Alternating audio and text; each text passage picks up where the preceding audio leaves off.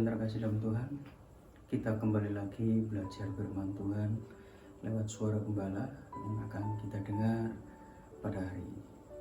Kita akan sama-sama buka di dalam Matius pasal yang ke-26 ayat yang ke-39. Mulai.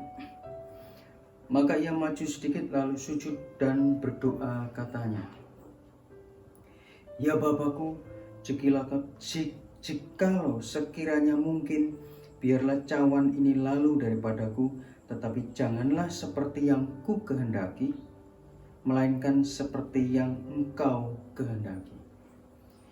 Ini adalah kata-kata Tuhan Yesus pada saat dia berdoa di Taman Getsemani bersama 3 orang muridnya.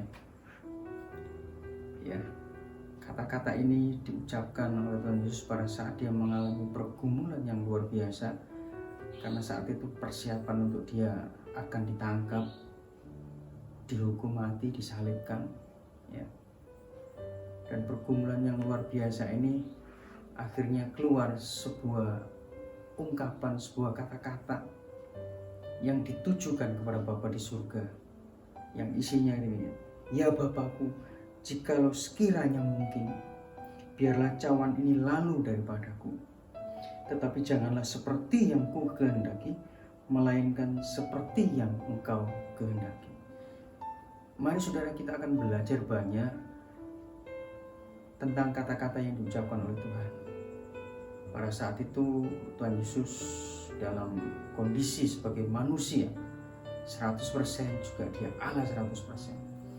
Walaupun dia Allah sendiri, tetapi pada saat hidup di dalam tubuh daging, dia tetap mempunyai keinginan daging. Tetapi yang membedakan antara Tuhan Yesus dengan kita, Tuhan Yesus menang dan bisa mengendalikan segala keinginan daging.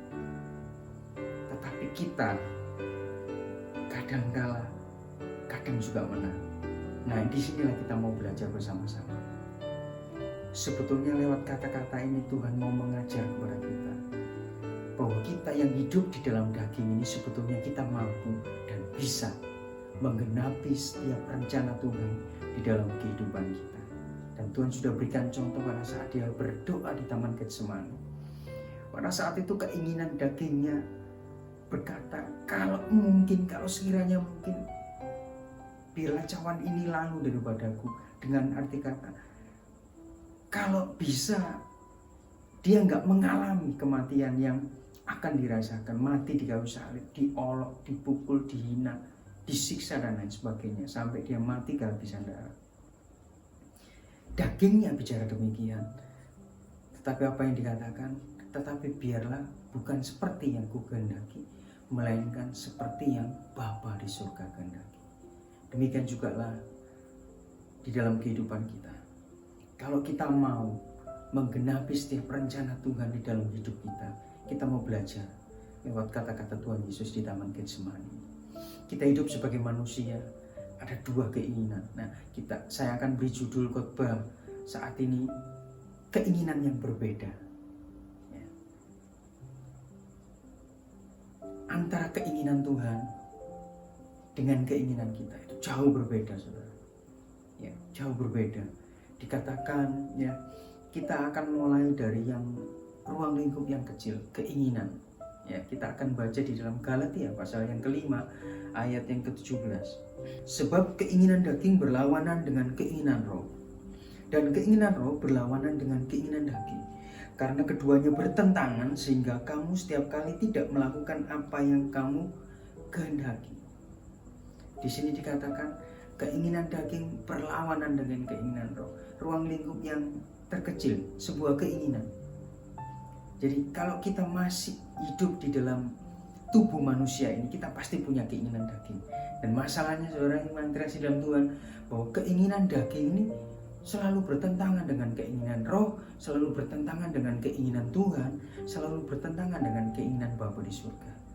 Inilah yang dialami oleh Tuhan Yesus pada saat dia di kayu salib. Daging gak mau menderita, daging gak mau sorok, daging gak mau tersiksa. Dia ingin kenyamanan. Tetapi roh butuh untuk memproses kehidupan kita, untuk menjadi pribadi yang sesuai dengan rencana Tuhan. Nah, inilah yang harus kita perhatikan supaya kita di dalam hidup ini bisa menggenapi seluruh rencana Tuhan, bahkan sampai garis akhir. Kita tetap kuat, kita tetap didapati Tuhan setia, kita tetap didapati Tuhan punya iman. Saudaraku yang terkasih dalam Tuhan, di dalam hal yang kecil sebuah keinginan, firman Tuhan mengatakan keinginan daging berlawanan dengan keinginan roh. Kedua-duanya bertentangan, sehingga setiap kali kita melakukan apa yang tidak kita kehendaki, yang kita kehendaki apa? Melakukan memuaskan kedagingan, kenyamanan.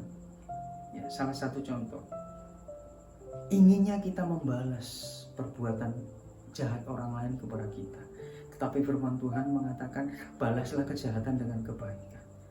Dengan sangat terpaksa, kalau kita mau melakukan firman Tuhan, kita membalas dengan kebaikan, tetapi sebetulnya bukan itu yang kita inginkan. Kita mau membalas dia supaya dia kapok, supaya dia menerima imbalannya atas segala kejahatannya kepada kita. Inilah salah satu contoh yang di dalam kehidupan kita terjadi, di dalam kehidupan kita sehari-hari. Nah, ruang yang lebih luas lagi kita akan baca di dalam Yesaya pasal yang ke-55 ayat yang ke-8. Sebab rancanganku bukanlah rancanganmu, dan jalanmu bukanlah jalanku. Demikianlah firman Tuhan. Ayat yang ke-9, seperti tingginya langit dari bumi, demikianlah tingginya jalanku dari jalanmu, dan rancanganku dari rancangan.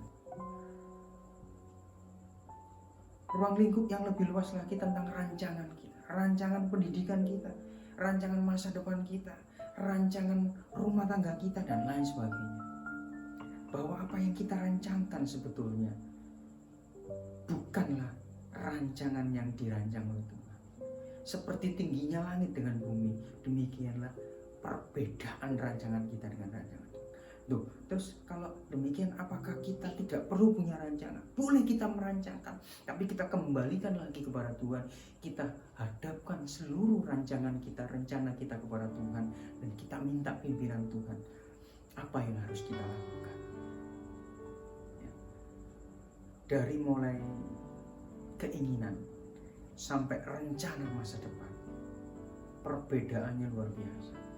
Dan Tuhan berikan contoh kepada kita. Pada saat ada pergumulan antara keinginan daging dan keinginan roh, pergumulan antara keinginan daging dengan keinginan Bapa di surga, kata-kata yang diucapkan Tuhan apa, saudara? Sekiranya mungkin biarlah cawan ini lalu daripadaku, tetapi bukanlah karena kehendakku, tetapi karena kehendakmu yang jadi. Memang kita punya keinginan di dalam hidup ini, memang kita punya rencana di dalam hidup ini, tetapi kita kembalikan lagi kepada Tuhan apa yang menjadi keinginan kita, apa yang menjadi rencana kita, dan kita ucapkan, Tuhan, aku punya rencana seperti ini, Tuhan, aku punya keinginan seperti ini, tetapi biarlah kehendak-Mu yang jadi, tetapi biarlah keinginan-Mu yang akan aku lakukan, biarlah rencana-Mu yang akan aku lakukan. Tuhan Yesus di sini mengajari kepada kita untuk kita menyangkal diri kita, untuk kita belajar menyalibkan kedagingan kita. Pada saat kita mulai belajar melakukan firman Tuhan, pada saat itulah proses penyaliban daging sedang terjadi. Pada saat kita belajar mengampuni seseorang, padahal sama sekali keinginan kita nggak mau mengampuni dia, tetapi kita mau belajar melakukan firman Tuhan, mengampuni musuh kita, mengasihi musuh kita, orang yang berbuat jahat kepada kita. Pada saat itulah proses penyaliban daging dimulai. Pada saat itulah proses penyangkalan diri dimulai. Kita melakukan yang tidak kita inginkan, kita melakukan yang tidak diinginkan oleh kedagingan kita, tetapi yang diinginkan oleh Roh Kudus yang ada di dalam hidup kita. Kita melakukan yang diinginkan oleh Bapa di surga di dalam kehidupan kita. Untuk itu, saudaraku yang terkasih dalam Tuhan, kalau Tuhan sudah memberikan gambaran kepada kita pada saat wujudnya sebagai manusia, dia bisa menggenapi rencana Tuhan. Bahkan di firman Tuhan dikatakan makananku ialah melakukan kehendak Bapa dan menyelesaikan pekerjaannya. Itulah yang diinginkan Tuhan terjadi dalam kehidupan kita, bahwa melakukan firman Tuhan, melakukan kehendak Tuhan, melakukan keinginan Bapa di surga itu menjadi sebuah makanan, menjadi satu kebutuhan, menjadi satu keharusan di dalam kehidupan kita. Kalau makanan secara jasmani itu akan membuat tubuh kita bertumbuh dan semakin kuat, makanan rohani, melakukan firman Tuhan itu akan membuat kerohanian kita bertumbuh dan semakin dewasa. Itulah yang diinginkan Tuhan di dalam kehidupan kita, saudaraku yang dikasihi dalam Tuhan. Tuhan ingin kita menggenapi semua rencana Tuhan di dalam hidup kita. Apa yang dirancangkan, apa yang diinginkan Tuhan di dalam kehidupan kita itu terjadi semuanya, dan kita menggenapi rencana Tuhan. Semua yang direncanakan Tuhan di dalam hidup kita. Satu kunci yang Tuhan ajarkan kepada kita, tetapi di atas semua keinginan, semua rencana yang ada dalam diri kita, dikatakan oleh Tuhan Yesus, tetapi biarlah kehendak-Mu yang jadi. Kita paksa diri kita paksa kedagingan kita untuk tunduk kepada keinginan Tuhan, untuk tunduk kepada kebenaran firman Tuhan. Memang gak mudah, saudara, tapi kita mau belajar bagaimana kita menggenapi rencana Tuhan, bagaimana melakukan firman Tuhan itu menjadi makanan yang kita butuhkan untuk kita bertumbuh di dalam Tuhan, menjadi dewasa, semakin lama semakin kuat, dan tetap kuat sampai garis akhir. Terima kasih, Tuhan memberkati kita semua. Amin.